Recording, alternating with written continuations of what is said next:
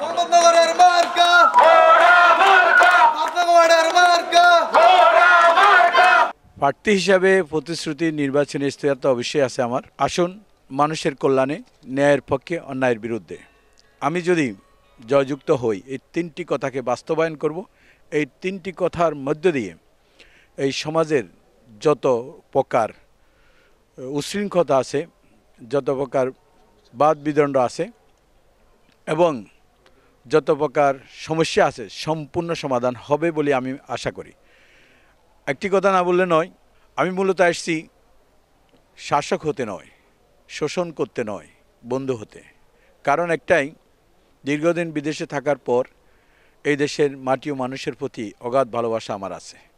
পরিপ্রেক্ষিতে আমি বলতে পারি, সরকার একজন চেয়ারম্যানকে সম্মানী ভাতা দেয়, সেটা হচ্ছে 10,000 টাকা। আমি এই 10,000 টাকাও আমার ইউনিয়নবাসীদের জন্য খরচ করব।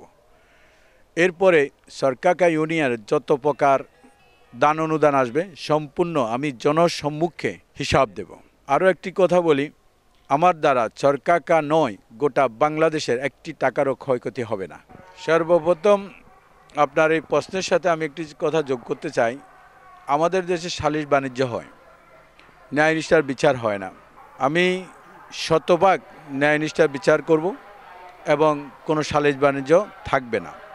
এরপরে জন্ম নিবন্ধন নিয়ে অথবা কোনো প্রকার তথ্য পরিবর্তন করতে গেলে যখন মানুষ হয়রানির মুখে পড়ে, আমরা জানি বোর্ড অফিসের একটি নির্দিষ্ট ফিস বাধ্যবাধকতা আছে। সেটা হচ্ছে জন্ম নিবন্ধন করতে 50 টাকা এবং পরিবর্তন করতে 50 টাকা থেকে 100 টাকা।